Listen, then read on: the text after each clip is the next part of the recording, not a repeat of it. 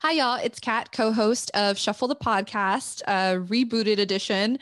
I know some of you may know us, have heard me before a few years ago when we initially started Shuffle the Podcast. But I'm excited because we are rebooting it. We will be back bi-weekly episodes.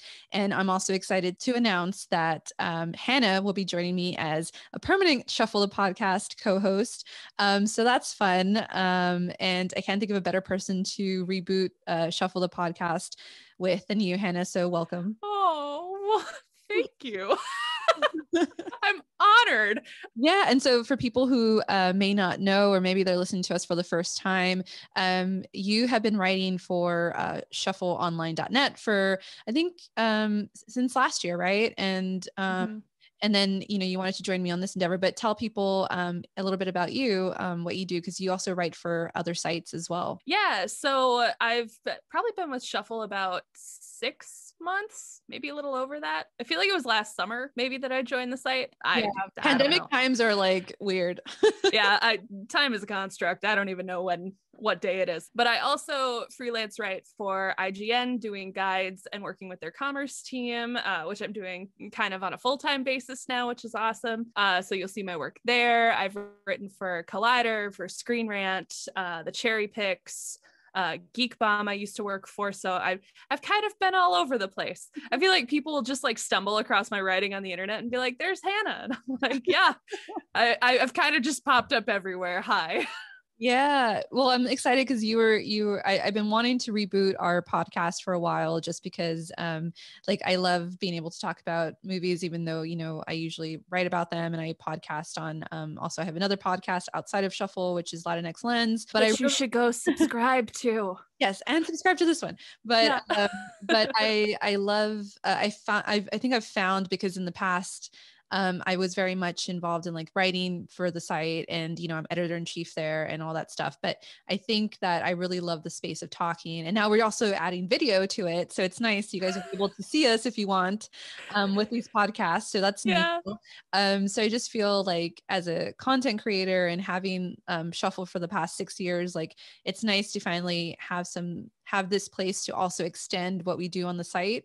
And then we eventually also want to bring in guests and things, and Shuffle all the things we want to talk about, which I've been wanting to add in, for a while there. And we did add in our previous podcast, like health and fitness and wellness. Yeah. Hannah's going to bring in her gaming expertise that I don't really know anything, so we'll bring guests in for that. And just music. We have good music writers, and also other fellow Shuffle writers, and other people that are our friends on social media and other content creators.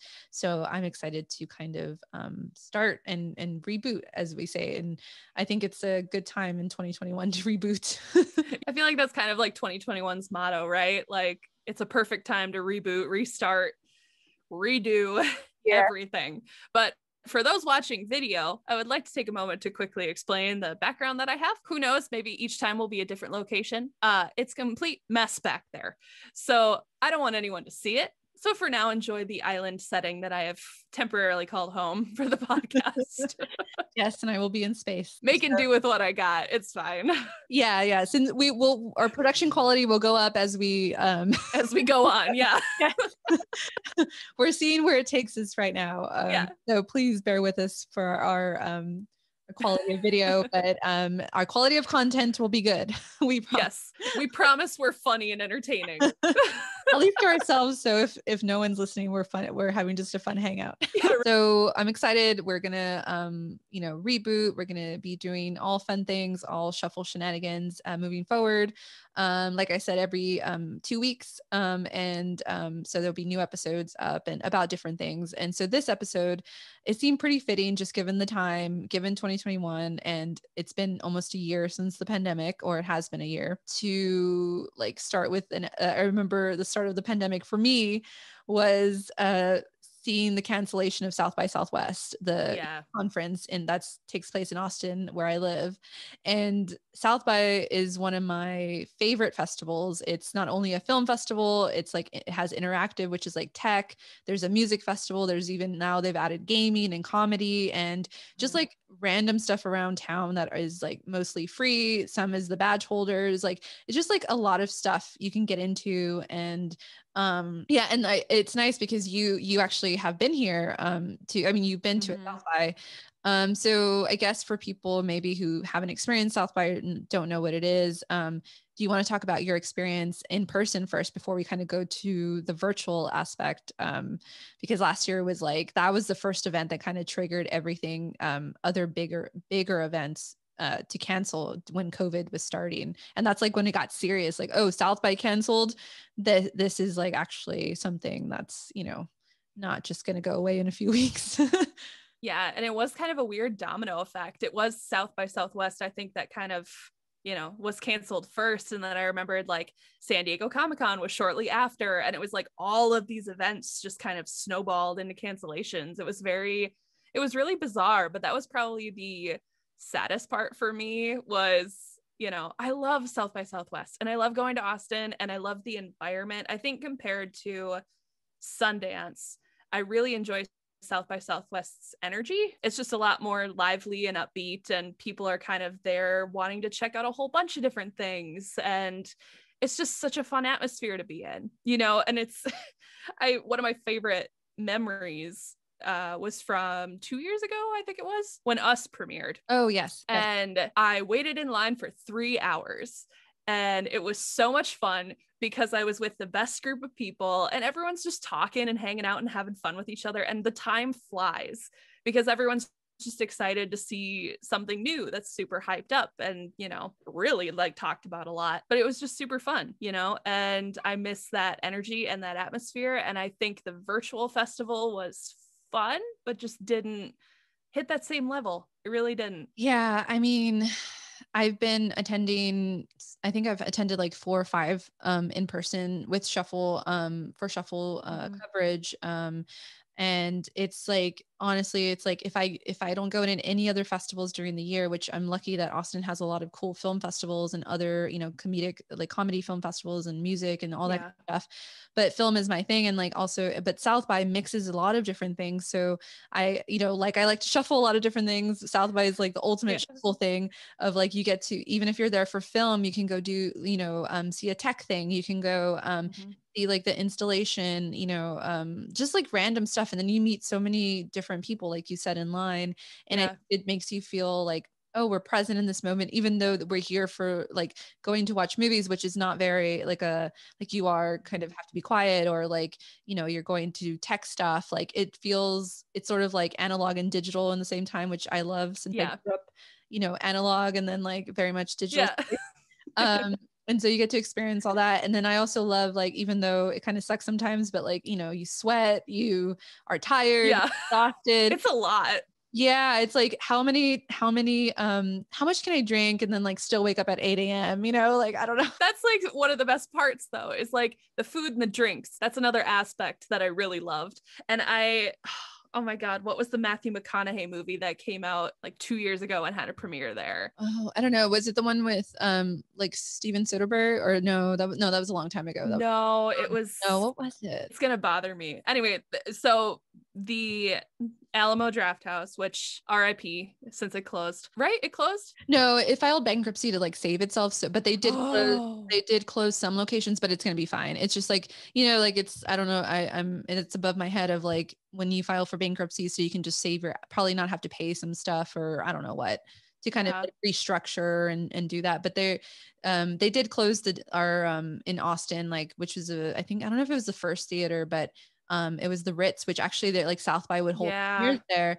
And so that one is closed during this like bankruptcy. And so that was kind of sad to see, like not all the theaters are making it, even something as beloved as a Draft House, which I'm sure they'll be able to like get back on their feet. But I don't know how much the loss is this last year of not having people in there. Yeah, I think that was what I was thinking of, was the Ritz that had closed, because that's where they had like themed drinks and stuff for South by. And I remember they had a key lime pie milkshake for this movie that was just loaded with liquor. And it was like 1 PM when I was there, and I was like, you know what? Yeah, let's go for it. Let's do it. Why not? And I've never regretted something more in my entire life than having that and then immediately going and waiting in line for the movie for so long. And it was like, I can't do this. And it's hot and you're just like annoyed and it's just too much. But you still that's love kind of it like the fun. Yeah, right. That's kind of like the fun aspect of it all too, is you enjoy it in a very messed up way, but it's great. I mean, that's just South by in a nutshell. It's just fun. It's like good chaotic fun. Yeah, and it's so funny because like there are the things that I'll do during South by that I can't do normally. Like, how do I go? Like, because I was able to find like a parking spot, but I have to go like at 6 or 7 in the morning because normally if you wait like during the heyday, like it will be impossible. And so I would like go find my spot and then like just camp out at like the convention center. And so I'm essentially there all day. And then of course I think I'm gonna make it to like a 10 p.m. showing like of like a film. And I'm like, what did you think you were gonna do? Like, and so, but you know, somehow I power through, and then during my normal day, I'm like, oh, work is so exhausting. I can't do anything, you know? And it's like, but when you're in that festival mode, like, it's like an adrenaline rush. And that's why I think South by is different in from a normal festival, which I do love. Like, I love going to the Austin Film Festival and the, the television festival we have here. But it's just like like you said, it's a different energy and there's a lot of different people. So it's not just film people. And it just really feels like the city is alive, you know, and like everyone is, at least that's there. Cause like, there's an aspect that's kind of made fun of in Austin is like, there's the people who really like, oh, South by, and they like, you know, they just like stay away from the city. But, I don't know, the people who are attending are just excited and, just ready for those drinks and those open bars and, all the food and all the cool merch, you know? So I still have like lots of South by shirts that I get for free there. So oh, that's so cool. You know, I have to give a shout out to Jackie, who is Shuffle's main editor. Yes. She was a powerhouse for that virtual festival.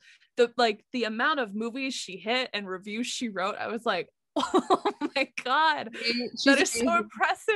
So claps for Jackie. And I do have to say, because she's been with me for I think like 3 of those South by in person, and it's always so fun to like meet up with her and like go have the drinks. And also Lee, who's our music person, and she does like that part of like the concert coverage, which is kind of hard to do over virtual stuff. But yeah, Jackie's always like really like, you know, she'll do her interviews and we'll meet up and then we go and have fun and we drink, but she's always very on top of her stuff. So she's a festival powerhouse. So I hope we can all be there next year, hopefully. And I know. And that was one thing I was just thinking of too, is it's like, it would have been so fun if we were there as a group doing coverage. And I think that was what made virtual so hard, is it's like difficult to keep that energy going when you're not in the same place and you have your schedule of things to do, which for me, it was like based around work. So it would be like work a bit, watch a movie, work a bit, watch a movie, work a bit, watch a movie, like do stuff like that. But it's more fun when you take the time off and you're with people and you can have fun and go do all like the awesome activities together that they have set up. So hopefully it's in person next year and we can all hang out together actually in person. Yeah. And I was going to ask you, because I think this is something I've talked about maybe on other pods or just like in general and with people around me, but virtual festivals have been hard for me. Like ideally it seems like it would be a film person's dream, which I think it has been for some people, like being able to stay home. And like, I love streaming. I love watching Netflix and I love all that. But I do feel like I've learned that maybe I'm not as like a homebody as I used to be, maybe, or maybe it's just because of COVID too, is like, oh, I want to go do something. I want to go to the movies, or I don't know what part of why I'm feeling this way. Cause I feel like I would have loved, like when I was in high school or college, to have these virtual festivals. But now I just feel like, I don't know if it's also like having a full-time job, and like, I can't justify taking time off for a virtual festival as much as I can for like an in-person where I'm going to get to experience it. Not that it's less valid. And if you take time off, that's cool. But like, I think I don't really have a backup at work. So I have to be more strategic. And I'm like, if I'm just going to be at home, like I could just do like a work from home thing instead. But then that always, like, I tried doing that with Sundance and this one. And so like, I'm just thinking like, why has it been so hard for me? Like, I love movies. Like, does it make me less of a movie person if I can't enjoy these virtual festivals as I did like the in-person ones? And so I've been feeling a lot of like shame, I guess, over not being able to really handle and like enjoy these virtual festivals as much, or like get like watch, especially when you see people on like social media and they're like film 20 and I'm like 3, you know, and I'm just like, what is wrong with me? Yeah. I don't know if you have that feeling as well, because you're a fellow movie person. So do you feel like it's like another set of challenges? Because like I want to say that even in person, like maybe I wasn't seeing like 20 movies, but maybe it's because you would wait in line and then you were like, I did it. And then here it's like, oh, I could have just pressed play, but I have to do some work, or I'm like at home, so I got to make food. Like, I don't know. It just feels like more distracting, even though like I don't have to go anywhere. No, I actually dealt with the same exact feeling. And I think for me, it was, you know, having work to do and doing that, and, you know, taking care of my dogs and doing stuff around the house and all this stuff that you never really think of when you're on vacation, when you're on a trip, when you're doing stuff that's not at home. There is a massive difference with watching movies at home in comparison to watching them at a festival with a bunch of people, because I'm the kind of person that feeds off like other people's energy. So when other people are excited for something, I can kind of maintain that for myself. But waiting at home alone in bed for a 11 p.m. movie, I'm like, no, you make a completely valid point, you know, and in a way, I feel so grateful to even have the opportunity to go see a lot of these movies and to have this experience and to be able to get a pass and cover a festival like this. So I don't want that to get lost in what I'm saying. You know, I'm super grateful for it. I think energy wise, it's very different when you're doing coverage from home, because like you said, I mean,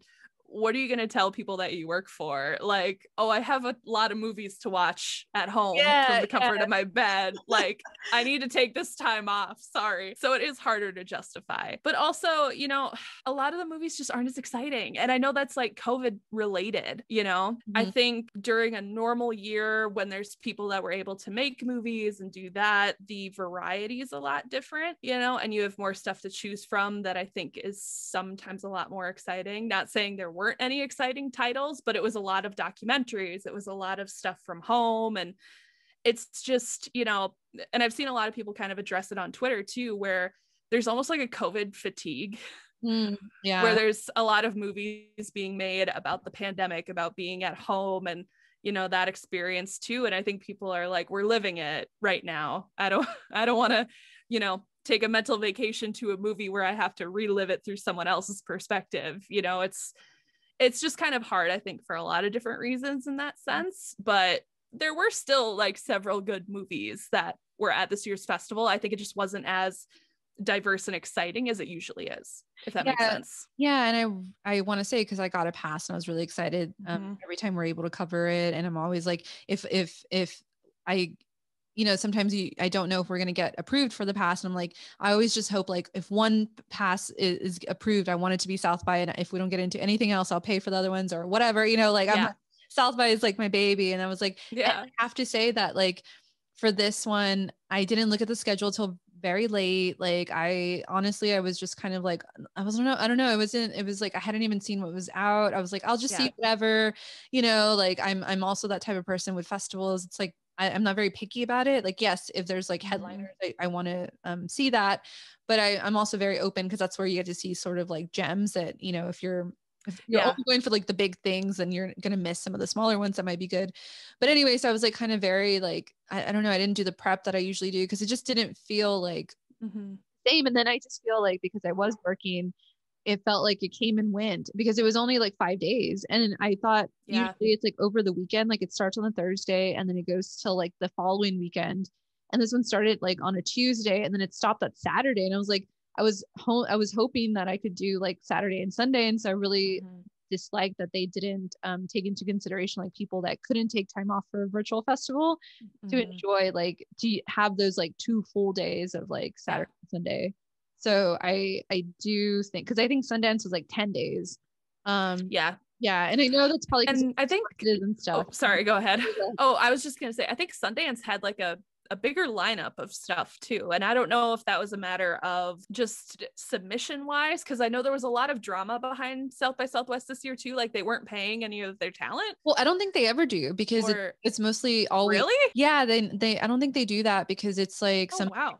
Where, and I think maybe it's like, I don't know too much about it, so don't quote me on this, but it's like, I think especially now it's like musicians like want to come to South by because then people get noticed and like all that kind of stuff. But I think it's always been a little bit controversial of like, they don't like, sometimes artists will like book other things, like especially like musicians to pay for it because it's expensive to come here and they don't get like reimbursed for that. So I think it's like, exposure, Yeah, I didn't know that. So, and that news broke like a couple weeks before South by started. And I was like, what do you mean? What is happening?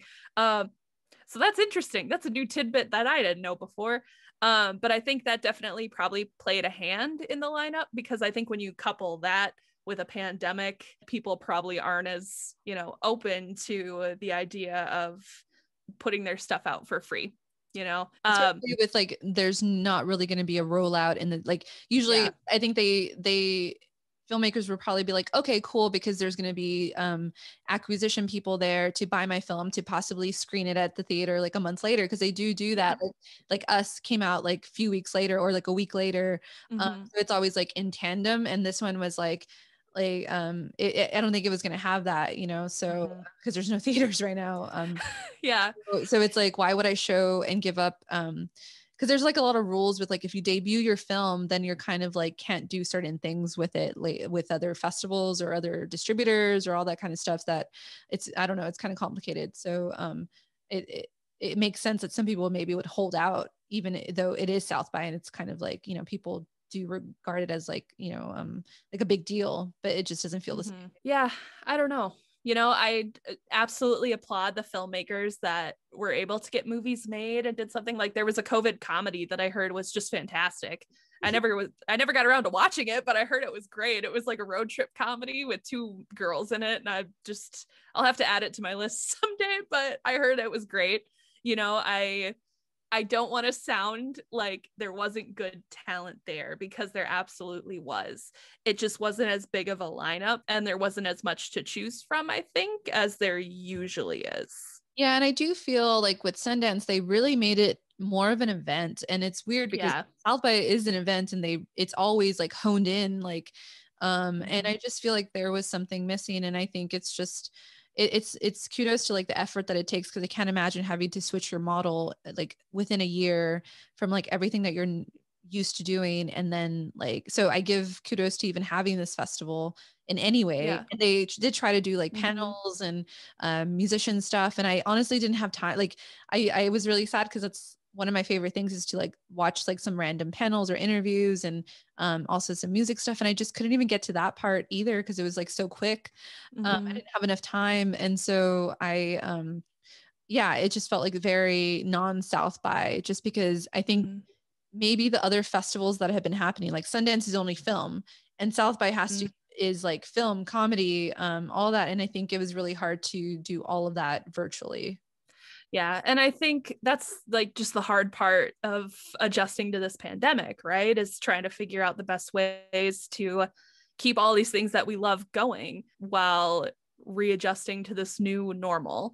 And it's interesting because news broke yesterday that San Diego Comic-Con will be going on over Thanksgiving weekend.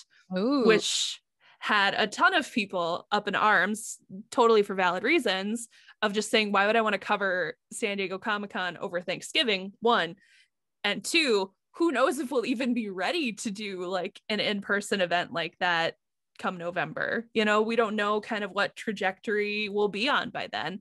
So I think it's just complicated all around to figure out how to put all these events together and how to execute them safely and in some sort of a normal, fun way. Yeah, I agree. And it's also that thing of like, it's another, I know for like press stuff, it's always feels like you're competing against so many people. And then if there's going to have there's going to be less spots for like the in-person because of safety, who's going to get accredited and who's not. It's like another form of gatekeeping in a way, which I mean, it's nobody's fault. But it's like, it just feels like, you know, if you're vaccinated, you know, it's going to go into this whole thing of like, it's going to have the access to cover those events too, is like something that I worried about for like Shuffle and stuff, is like, if they limit access, who gets cut, you know, is it like a smaller publication? So that's a whole thing, but I hope we don't have to deal with that. We'll cover it regardless of with our resources. But yeah, I guess it was nice to kind of have something of South by, so it doesn't feel like it just is dead. And hopefully we'll be here all next year and we'll do this in person together. But there were some movies, you know, that we want to talk about that maybe stood out to us. I didn't see a whole lot, but I know one that we did see, we both saw, was the Demi Lovato doc. Yes. Yeah. That was one of the headliners this year. That was a heavy documentary for being like less than an hour and a half long. They covered a lot. And I think that was my biggest thing, was it felt so short for how heavy and deep the content and like, you know, discussions are, because a lot of what she was digging into, it kind of felt like, it feels like we're breezing through this really quickly. Like there should be more time kind of dedicated to this than, you know, a couple of 20-minute episodes. So that was kind of my biggest thing with it. But overall, I mean, I really admire Demi Lovato for even talking about it. I can't imagine how difficult it is just to even be open and vulnerable about that. Yeah, because I saw she did like another documentary, I think, when she was sober. 2017 or something. And so this one is Demi Lovato Dancing with the Devil, and I guess it's going to be like a series or something, because it would like end and then it would start again. But it was all together for us. And yeah, it was like she was saying stuff that was very heavy. Like I didn't expect, because sometimes my I have a thing, and I understand, like obviously I wouldn't want to air my dirty laundry, but I feel like when it's celebrity documentaries about like things like this, they do say stuff about what happened, but they don't go into like in depth with like other documentaries that like are celebrity people. And so while they're revealing a lot, it does feel sometimes that it's not like as deep as you can go. And then it seems like, well, what's the point of this documentary if you're just being very vague, you know, like, not that I want to know your dirty laundry, but you're here at a documentary, like that is the point, to teach us something, to see what you learned or whatever, document this part of your life. But I will say that that was something that I appreciated with this doc, because I feel like she went to, I do think she held back some things, but I do think that she let out a lot of things, especially saying that, you know, she's not sober anymore. And like a lot of like, I was thinking like, ooh, that's going to be kind of controversial, but like, good for you to like admit this, because there was, overall, I do think that it was sort of a good commentary on how sometimes you're just in the middle of like your recovery, you know, or something like that. Like it's not all rainbows. Like I'm not like not sober and then I'm sober. Like this is, I feel like something where it's in the middle. Like she could probably go back, you know, a step. Like it felt like it was a little uneasy watching it, because you're like, oh, I don't know if you're gonna have it, you know, like, but then also like, hey, maybe you will. And so I think that's a lot of people, like the limbo is like, I feel like this documentary, and that's why I think I appreciated it, because the only way I can relate to it, I've never had like a drug addiction, but I have had like a food, you know, like, like where food is your comfort. And like, there are some times where I feel like, oh, I got it under control. Like, you know, and it hasn't been anything like of disorder, whatever, but I just feel like that's the way I can relate to it. And it's just like, I know those moments where you kind of tell yourself like, oh no, I can have the one donut, or I can have this. And like, then you like, you know, so I was just kind of like, ooh, Demi, like, like, you know, I've been there, girl, like in a very different way, but like, so I think maybe it would make people uneasy to see this documentary about her, but I'm like, it's real. Like that's more realistic than what she put out last time. Yeah, exactly. And I think that was, you know, it's funny you bring up the uneasiness, because that's exactly how I felt too. I was like, this feels like we're in like the middle of it. It's not fully there. But I felt uneasy too watching it. I think a big thing for me that I enjoyed about it was the same kind of thing. You know, I think it really talks about the complexity of addiction really well, and how it's not some, you know, sobriety in any way. is not like a straightforward path, or recovery isn't, like no one just goes start to finish and is like, boom, I'm good. And I think they did a good job in that documentary talking about that, and talking about how layered it is and how many like off branches there are with it. And it's not just a normal straight path route towards it. Yeah. And even like Elton John was there, and he was like, you can't you got to just be sober, and it was like, it was like, I like that they had the contradictory voices too, because she thinks, and hopefully I can't speak on her, whatever is going to work for her, but yeah, I think it's good for people to know, like, you got to find another way of recovery that works for you, and it's because then I think also what she was saying is like, I was living this life and telling people like, it's this way, and then probably some people were taking that and be like, why can't I do that, and so like I feel like it might help people who are really struggling and like having the, like, where she's at right now, and thinking like, oh, it's okay to like have my own version of recovery as long as I'm trying to do better for myself. So yeah, I really enjoyed it for that message. More realistic than what other celebrity docs I think sometimes have said. Yeah, it was interesting. I was on like a massive documentary kick, which was super fun at South by Southwest. Yeah, and I also watched it was so good. I love documentaries. I could watch them endlessly. But I also watched the Kevin Smith documentary Clerk, which I think out of the 3 documentaries that I watched, that was my favorite. But it was just a fun watch. And I think it was the one that I actually really was super invested from start to finish. And just kind of, when you enjoy something so much that you're like, I kind of don't want it to end because I'm really liking it.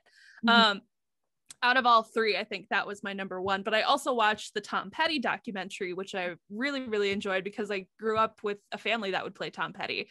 And so it was just kind of a cool look, like inside the studio while he was making Wildflowers. And it was just really fun to watch, Yeah. So there was a good selection of docs to check out. Yeah. And I'll add the docs that I saw, because I saw was it, let's see, Introducing Selma Blair, and I wanted to see that. Yeah. And so she's an actress, or was an actress, but she was diagnosed with MS, and it's there's no cure, and it's debilitating, but it's like, and she revealed her that she was diagnosed like I think a few years ago on Instagram, and so she's really like helped people, or like shared her story, like for better or for worse, and like really shows like the downsides, and kind of like, I don't know if you know Busy Phillips, yeah, it's like these sort of like lesser known actors, but like they are very revealing, because I think like they don't, like I was saying, like sometimes the stars don't really, like celebrities are not very revealing, because I think if you're at a certain level, maybe it's like the mystery fate, I don't know, but the Beast folk, like they have nothing to lose, so it's like, or I think it just makes it's made them more of a star than their actual work sometimes. But she was like, I don't know, I grew up with her, watching her in all the movies, and so I was like, it was really crazy when I saw that post a few years ago, and like following her journey and like what she's been through. But I didn't really fully grasp, because obviously with Instagram you can only get like a few tidbits, and so this documentary really showed like how her speech stops if there's too many like things going on, and then her journey to do like stem cell stuff, and how that doesn't really, or it's TBD on whether it works or not. And then also like a relationship with her mom that I think was like the main focus point, because I think the mom was like sort of like a stage mom, or would say things that weren't very like nice, but she has to come to terms with that. And like, I don't know, it was like very revealing, and I thought it was very brave of her to do that, like to kind of put a voice. But she's like, if this is what I can do like to help people, like I want to do it. And then another one was Lily Topples the World, which was the domino art. I have to say, like, that one made me cry a bit, because it was like, I love it. I would say like the most enjoyable one, I think, because other ones were very heavy. They were all good, but I think that one was like one of my favorites, because it was just so crazy to see this girl who had started like a YouTube channel, and she, just would like do this crazy domino like build structures, and then like she topples them and it creates its own art, and like she's made this whole like following. And now she was trying to make her own dominoes, and she's like 22. She like dropped out of college because she was just, I guess, getting a lot of corporate gigs, and like there's like other domino artists, and I don't know, it was just she also was dealing with like she was adopted, but that wasn't like the issue, but it was just like sort of like, being shy, and like how Domino's Yeah. and meeting other people have like helped her. Oh. And like, yeah, just like, so I don't know. It's so crazy, like what she's able to do, and other artists. And I thought that was like one that hopefully people will see, because it was interesting. I love documentaries like that. Anything that's very happy and lighthearted, I'm like, give it to me immediately. I love it. I need it. Yeah, when they make me feel like, what am I doing with my life? I'm like, I love How it. come I haven't found the key like that? Yeah, I was just like, oh my God, I want to make my own dominoes. I almost was gonna, it was like spoiler, but she like is able to make her dominoes. And like, I was like, I kind of want to buy, like, I probably will never use them, but I want to support her and like buy a set of dominoes, I've absolutely done that before for creators, when you're just like so happy for them that it's like, I'll never use your stuff, but I'm gonna get it anyway. I want to hear your thoughts on Violet, because I never got a chance to watch that, so I'm super curious what you thought of Violet. Yeah, so I watched Violet. That it was one of those like random things. I think I signed up for all the movies, which was a nice thing, other than Sundance. Like they let you watch all if you could, and there was like they were on, except for the headliners that like had the 4-hour window or something.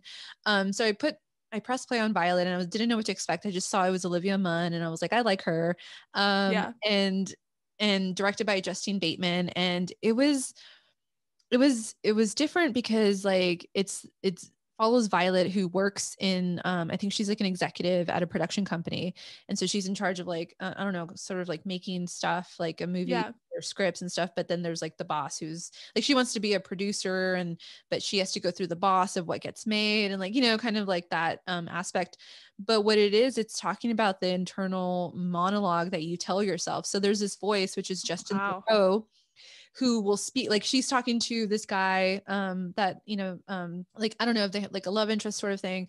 And then so she'll be saying one thing, like we're having a conversation, but it's like Justin Theroux saying like, oh, you look ugly, or you're such, like basically what my internal monologue would think, like, oh, I'm have chapped lips or something, or you look silly right now, or like something like that.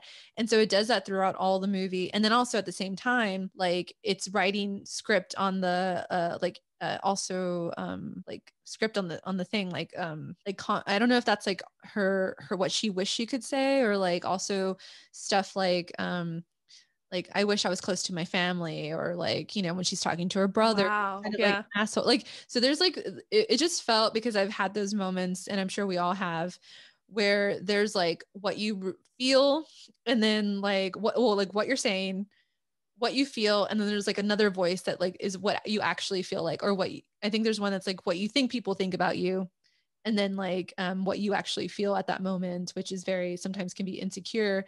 And it actually is a thing that is self-sabotaging you, having all those voices, not necessarily like the person in front of you that maybe they are shitty, or they're hindering your thing, but you're the one that kind of self-sabotages yourself sometimes by having those voices. And so that was like what I got out of that movie for the most part. Well, that sounds like it'll hit close to home on my end. Yeah, I mean, it was like, it was, and then like it would like she would get like shut down, and like it would turn red, the screen. It was like, just because like haven't you had those moments where you're like you just like break down because you can't handle it, and like other moments where she was able to break free, it wouldn't do that. It would just go to the next one. And I was like, this is like a very interesting visual and audio way of like instead of just having a voiceover with her voice, it's like, I think it was cool to have like Justin Theroux's voice being like the one that's like thinking what people feel, and then having your like handwriting of like what you feel at that moment. So I don't think it would be for everybody, but I personally, just because I self-sabotage,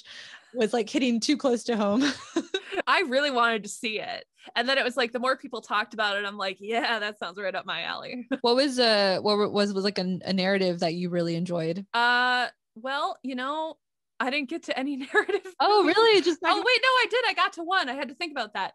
But I didn't like really enjoy it. So that's something. But I watched Witch Hunt. Okay, yeah. That came out weird. I watched Witch Hunt. There we go. Words are really hard. Yes, so I watched that movie. It had a good idea of what it wanted to do. It just wasn't executed well. And I think I'm trying to like remember what I wrote in my review for it, but there were just parts to the story and stuff like that where it just didn't really connect all that well. But I think Elle Callahan, the director, had a really great idea in mind of what she wanted. I think the end result just wasn't quite there. It needed like a little bit extra just to kind of push it that extra mile, but it had some really solid performances, you know, so that was fun to watch, but I didn't enjoy it as much as I was hoping to. It was on the lineup for 2020's South by Southwest Film Festival. And then, of course, when the festival was canceled, it was taken off. So I originally had it on my plan last year to go see it. And then when I saw it this year, I was like, yes, it's my chance. And that's when I had like messaged Jackie and I'm like, can I please take it? Like, I've been waiting to see this movie. I want to see it really bad. And then I watched it and I was like, no, I feel like I've waited a year and it wasn't what I wanted. I set my expectation too high. Yeah. So, you know, that was a bit of a bummer, but I think Elle Callahan's really talented and I'm sure anything she makes in the future, I'll probably still watch because we have the same kind of taste and interest in kind of spooky stuff. So that was just something I was immediately drawn to with it. Yeah. I think I'll just mention one more that was really, I think it was actually, I mean, I didn't get to see a lot of the other one, like a lot of films. So I don't know, maybe there's others that are, I don't know, were also affecting, but I just have to say like the ones I did see, I all loved at least. Yeah. But yeah, there was one called The Fallout, and at first I didn't understand what it was going to be about, but I had seen people that had seen it before me and were like, oh, this is really good, and I was like, okay, cool. And it starts off like any other thing, and it was funny because it had a line in there and it got me, and then like it changes because I didn't read the synopsis of it. And so it was like, what's this actress? Oh, Jenna Ortega, who's like amazing in this, and I feel like, wow, like I hope she gets offered more things because she was so good in it. But they were like just going to school, her and her friend, and she was like did this line about, oh man, isn't it funny like how coffee makes you shit like immediately? And I was like I was like, as someone who like drinks a lot of coffee, I feel personally offended. But I was like, that is like, but it was just like truth, you know. And I was like, oh, okay, cool, like it's gonna be this kind of movie, you know, like I love it. And because I've never heard that in a movie before, but it's so true. We love the honesty. Yeah, we love it. Yeah. But then it goes like pretty quickly, like into like they're at school, and then like her sister calls her, telling her like, oh, I started my period. And then there's a school shooter, like she's in the bathroom with this other girl who's like an influencer. So she was just kind of joking, like the influencer was putting makeup on, and she was like, you don't really need it, you know, or whatever. And then they heard this like bang, and then they both get in the stall, they get on the toilet, and it's like, yeah, it's like this, it like, I was like, oh, The Fallout, I get it now. And then it's basically the whole movie is like her, and then there's this other kid who's actually from, is like the Randall teenager from This Is Us. I think Niles Fitch is his name, and he plays Quentin. And then also Maddie Ziegler is like the influencer. Yeah, and then Shailene Woodley makes like an appearance because the film's directed by Megan Park, who is a character on The Secret Life of the American Teenager. Oh, okay. Yeah. So it's like her debut feature. And I was just like, whoa, like it was just, it was very good of the way they dealt with like, we sadly, we've seen these school shootings happen on TV. I've never been a part of one, thankfully. And I don't know anybody who has, but I always do wonder because they showcase like, we see the activist or we see what's going on, but I always wonder like what is going on with the kids who like they're okay, but obviously like has to be PTSD. Like you don't just go back to school, because sometimes I would see they would go back and I was like, how would you do that?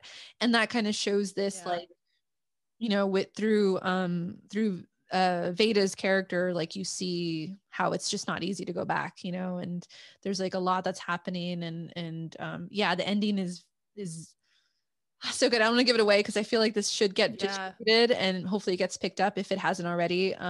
But yeah, I would recommend watching that one if you see it sometime. Yeah, it seems like a pretty wild blend of genres. Did she handle that blend pretty well? Because to go from like absurdist comedy to something that intense just seems so well. It was like polar opposite. Yeah, you know? It was like her friend who actually, and they showcase like the different sides of how people react to having survived, is like her best friend becomes the activist person that we've seen like the kids become, which is awesome. But how he but Veda is not having that. She just, is not knowing how to deal with it, and how it affects her family, who just wants her to be okay. Like she has a good family, like her mom and dad and stuff. And like her sister's thinking that she's guilty because she's like, oh, I made you go to like I called you and blah, blah, blah. Like, so like, she just like, disconnects from her world. And like, I don't know. It's just very interesting to see all those things unfold. And I don't think we've really seen it, but it was like the balance was very good. Like, so I was like, oh, I want to see more from you, Megan Park. If this is like your first one, and like it was heavy. Yeah, that sounds interesting. I'd really like to see it. Is there any other films you want to mention? No, I had a very short list this year. I wish I had more, but I really didn't. Yeah. Oh, we'll be back next year. But also, if you want to know more, Jackie, also our one of our writers and copy editor at ShuffleOnline, saw a lot of movies that we didn't as well. So please, I'll link it below, and you can see all her reviews and like what you should watch as well. And they're so good. She writes the best reviews. Yes. And she'll probably be on at some point, so look out for her soon. But we want to also end our shuffle episodes with what we're shuffling, with something else than what we've talked about. So what are you shuffling this week? I have been shuffling the Tina Turner documentary on HBO, which I watched last night, and I love it. It's heart-wrenching because her life story is really sad, but it has great, like behind the scenes footage, and she's in it and she talks about her life. And I think it's just really well done. I really like watching it, and I think there's just so much to learn from her. And she's such a fantastic artist in general that, her life's just really interesting, really sad, but really interesting to watch. But I've really enjoyed it. What are you shuffling? Yeah, I am shuffling Having a Puppy. It's been 3 Put weeks him on camera. He's downstairs with his dad, so yes, because he'll make an appearance eventually. I posted a really cute photo of him with the mic, so you guys can see on Twitter. But it's been a whirlwind. I know you have 3 dogs, so like I've been asking you for advice, and like I probably will continue to. But yeah, I'm a new dog mom. I've had dogs growing up, but they weren't my responsibility, and they were like outside dogs. So like this is my first like official as an adult puppy. And yeah, it's been like a whirlwind for me in my head. Like we've been it feels like a new kid, but obviously that's more like responsibility. But it does, like, it's a good kind of, I feel like like a test of like what kind of person you are under like taking care of this dog, of whether he can handle a kid or not. So but yeah, he's really awesome. His name is Rex, and he's like an Australian cattle dog mix, and he is 3 months old. He's so cute. Yeah, he is really cute. That's why I'm okay when he nibbles and bites, even though it hurts really bad. I'm like, you're so freaking cute. So, and you're snuggly sometimes. So. Oh, they're the best. I love dogs. It's like if I could live on a farm with a bunch of dogs, I absolutely would have my job and my little house full of dogs. I'd be a-okay. I'd be fine. Oh my God, I'd be a crazy dog lady. Oh, have you seen? Because I don't know why all of a sudden, like now that I have the dog, I'm watching dog content. Like I watch like on Netflix, I watch like Pick of the Litter. I probably would have not watched that before. And then also I saw dogs, and so there was like that rescue that has like 1,200 dogs. In Costa Rica, I think, or somewhere. Yeah. Like, No, you become obsessed. I mean, and I think every dog owner just like goes through that, where they become instantly, absolutely obsessed with animals. And it never goes away, ever. Yeah, like I'm not even posting, I'm watching those things because I'm like, yeah. So I'm just like, okay, it's just me and you, Rex, watching this. Yeah, I love it. He's just so cute. What kind of mix is he again? Australian cattle dog. Yeah, mixed it. We want to do a DNA test on him, but I don't know when, but yeah. I thought about doing that for Bo and Nala, because Bo, when you look at him, you're like, obviously you have shepherd because you have the colors of it, but also his personality is not shepherd at all. And I'm like, I don't know what you are. I want to know what you are, but it's clearly not 100% shepherd at all. Yeah, but it's so funny because I've been wanting to do a DNA test, like or the 23andMe myself, and I'm like, it'll be so funny if I like buy like him a DNA test before I do. Yeah, like it's like I was obsessed with my plants, which I still am, but I feel like they've gotten neglected in the last 3 weeks. And I'm like, oh, it's all about him and puppies and keeping him alive, and doing his schedules and all this stuff. But he'll make an appearance. We'll have a dog. Bring your dog to the podcast day. Oh, I looked over and Nala looked at me like, don't think about it. Don't do it. Oh, we gotta get them little bandanas with the Shuffle the Podcast thing. Oh, that'd be so cute. They all have their little matching bandanas. Yeah. Let's just have them host. They'd be so good. Yeah, I bet they'd be like better than Rex would be better than me. But yeah, so this is our first episode. I hope you guys enjoyed it. We'll have we'll be back in a few weeks, and please rate, review, subscribe. Please follow us on Twitter and Instagram at Shuffle the Pod, and you can follow all our writings on shuffleonline.net. And where can they find you, Hannah, when you're not here at Shuffle the Podcast? They can find me on Twitter and Instagram at Hannah_Hoolihan. Yay. I'll put it on the screen when I edit so you guys can see it. Yeah, and then you can follow me on Twitter and Instagram at Things Cat Loves. And yay. All right, well, till next time. Yay.